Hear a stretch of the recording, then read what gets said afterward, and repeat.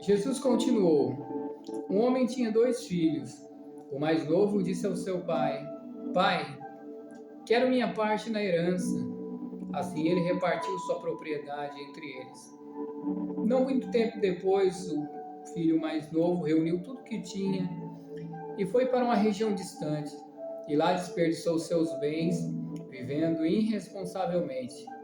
Depois de ter gasto tudo, houve uma grande fome em toda aquela região, e ele começou a passar necessidades.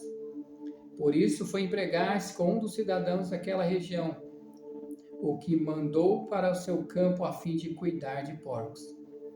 Ele desejava encher o estômago com as várzeas e alfarrobeiras que os porcos comiam, mas ninguém lhes dava nada. Caindo em si, ele disse: Quantos empregados meu pai tem comida de sobra, e eu aqui morrendo de fome?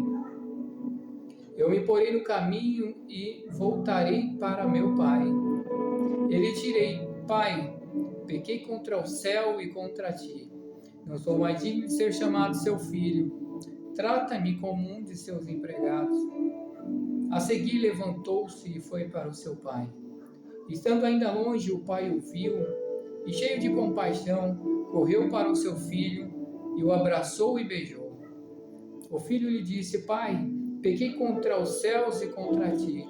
Não sou mais digno de ser chamado seu filho. Mas o pai disse aos seus servos: Depressa, tragam a melhor roupa e vistam nele.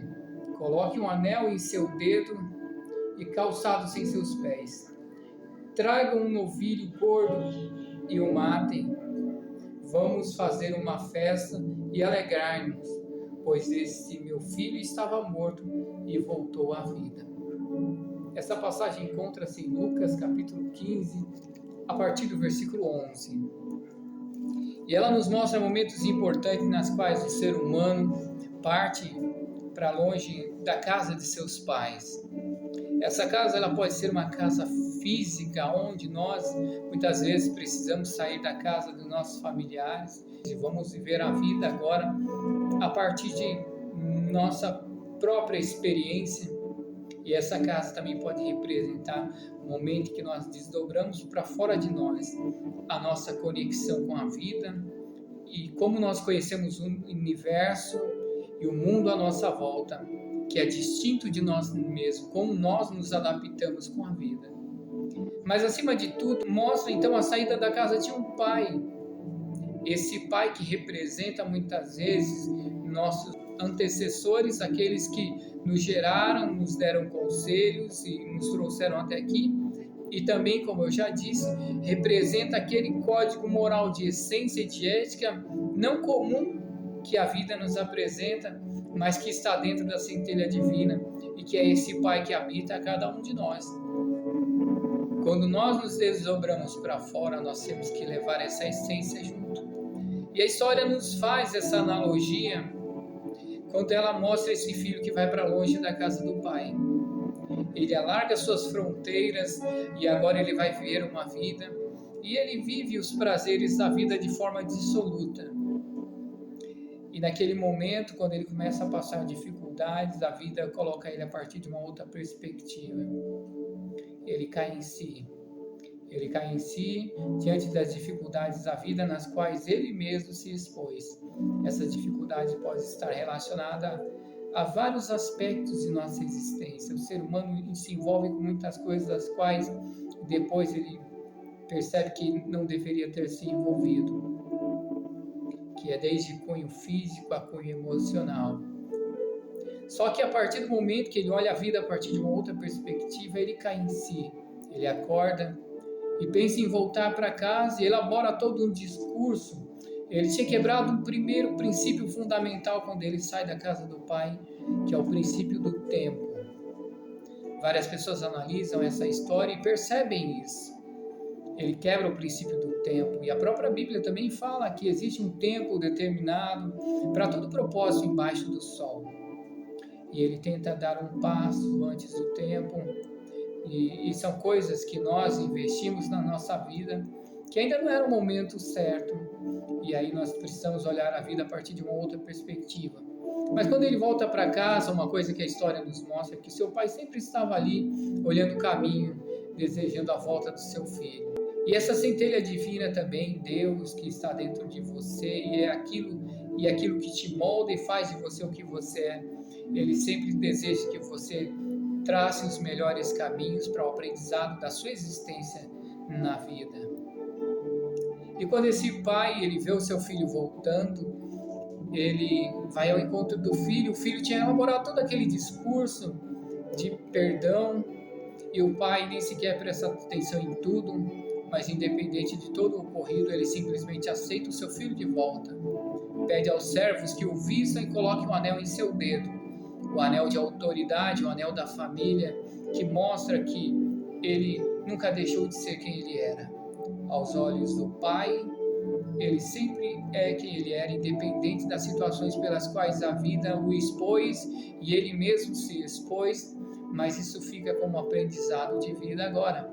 Mas outra coisa muito importante que eu quero deixar para vocês, e esse vídeo é bastante rápido, é apenas para sua própria análise dentro do que eu falei, é que muitas vezes nós vemos pessoas olhando certas situações e disserem assim: pai é aquele que cria. Mas a vida nos mostra uma coisa muito interessante e diferente do que as pessoas dizem.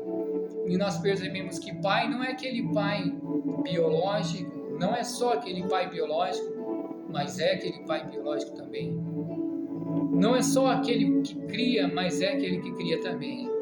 Mas, sobretudo, independente de ser pai biológico ou pai que cria, pai é o pai por excelência.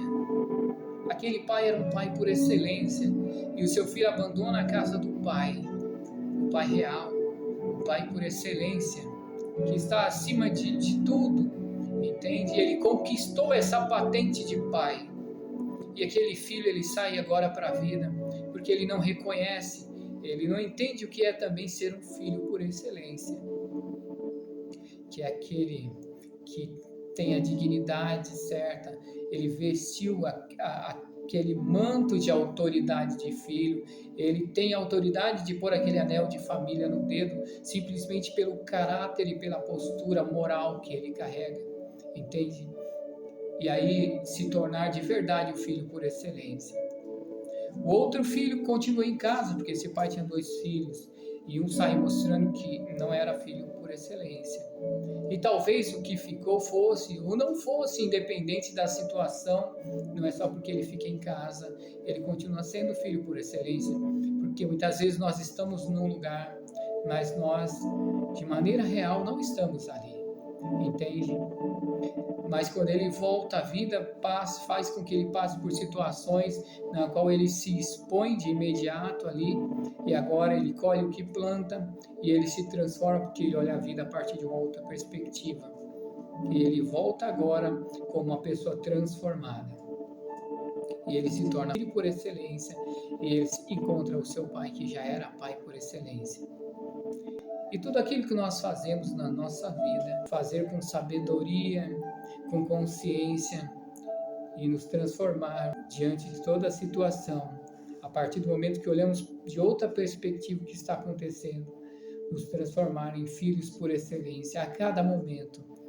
Filho por excelência não é o filho perfeito, mas é aquele que dá o melhor de si. Pai por excelência não é o pai perfeito, mas é aquele que dá o melhor de si. Para quando ele é chamado de pai, ele é chamado com amor e carinho, com respeito. Quando ele é chamado de filho, ele é chamado com amor e carinho e respeito, porque ele conquistou. O pai por excelência conquistou isso. O filho por excelência conquistou isso. Vamos conquistar isso também nas nossas vidas? Um abraço para vocês e gratidão por estarem aqui até esse momento. Namastê.